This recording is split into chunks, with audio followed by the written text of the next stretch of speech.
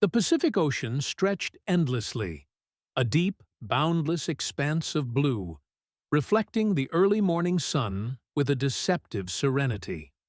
On June 1, 1942, the waters near the Midway atoll seemed calm, but beneath the surface, currents of tension and preparation rippled relentlessly.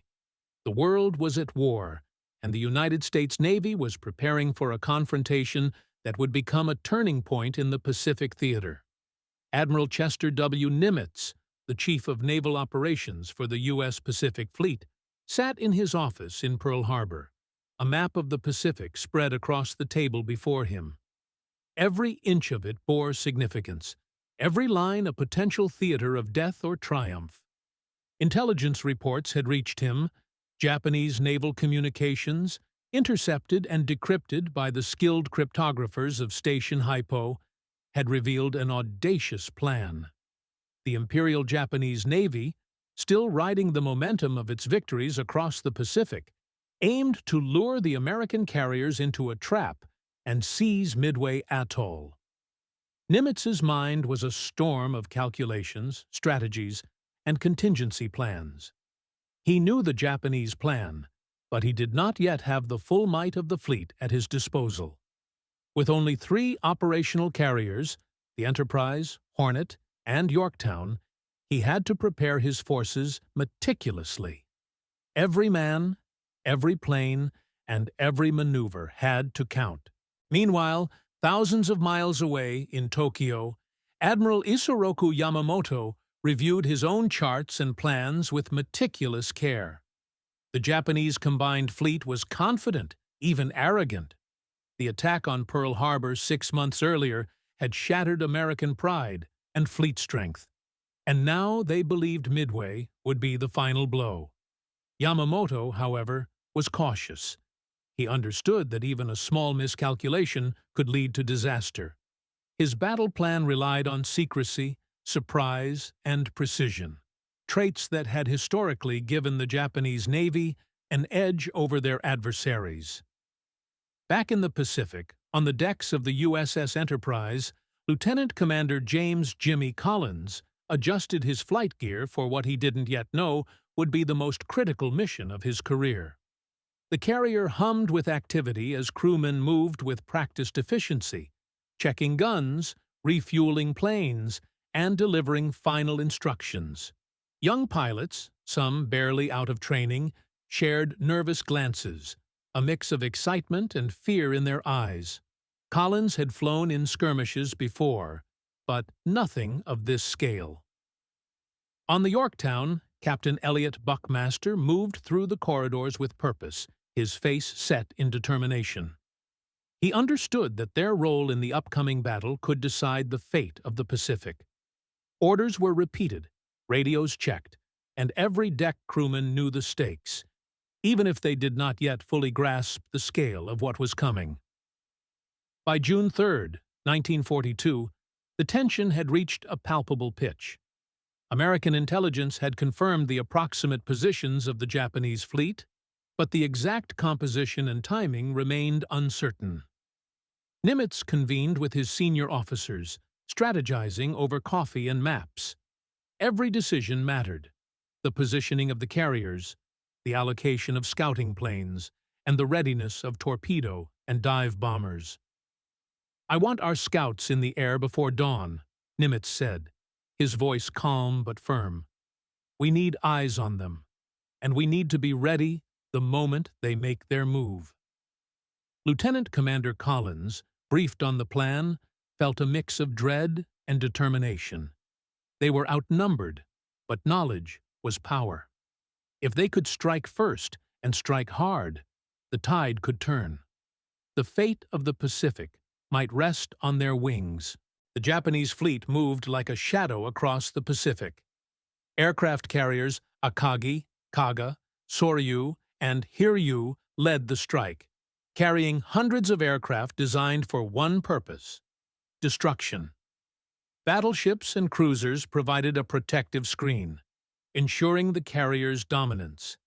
Yet, despite their strength, Yamamoto's confidence was tinged with unease.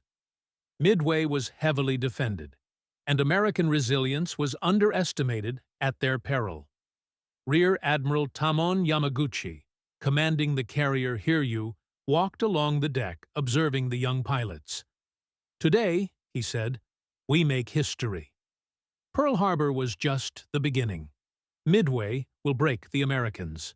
His words were firm, yet behind them lay the awareness that in war, overconfidence could be as lethal as enemy fire. The pilots, young men, some barely out of adolescence, checked and rechecked their planes. Torpedoes hung under wings like loaded daggers, ready to strike. Dive bombers were armed and fueled, their crews aware that survival depended on precision, speed, and sometimes sheer luck. Night fell over Midway Atoll, a small cluster of islands in the North Pacific. The American defenders, naval personnel, Marines, and civilian contractors worked tirelessly. They were few, but determined. They knew that Japanese forces were coming, and they prepared their defenses with what they had: anti-aircraft guns, early warning radar, and a resolve that only desperation and courage could inspire. On the island, Captain Clarence N. Nelson of the Marine Corps reviewed the positions of coastal defenses. "Keep eyes on the horizon. Every plane counts," he ordered. For the men on the ground, the approaching dawn would bring not just sunlight, but the roar of battle. The night was restless. Sailors on the carriers slept in short shifts, aware that the first morning light could bring a storm of fire from the sky. Young pilots rehearsed maneuvers in their minds, checking coordinates, imagining attack runs, and hoping their calculations were correct. The calm of the ocean belied the violence to come.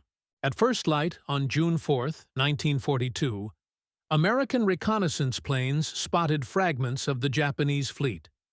The information reached Nimitz almost immediately. He gave the orders to launch offensive strikes. Torpedo bombers, dive bombers, and fighters roared into the sky, slicing through the thin morning mist toward their targets. Lieutenant Commander Collins led a squadron from the Enterprise, adrenaline coursing through him as he navigated the endless blue. Radio chatter crackled with updates and warnings. The Japanese carriers were spread out, their planes refueling and rearming on deck, vulnerable, yet heavily defended. The first attacks were fierce and costly. Torpedo squadrons from the U.S. carriers faced a hail of anti-aircraft fire, and many planes fell into the sea. Pilots who survived returned with tales of chaos, bravery, and loss. Despite these setbacks, the dive bombers followed, finding weak spots and striking with devastating effect. By mid-morning, fortune began to favor the Americans. Dive bombers from the Enterprise and Yorktown achieved critical hits on the Japanese carriers Akagi, Kaga, and Soryu, igniting infernos that spread across their flight decks. The roar of explosions echoed across the Pacific, signaling a dramatic reversal in the battle. Yamamoto and his commanders were stunned. The tide of war, which had seemed firmly in Japan's favor, shifted.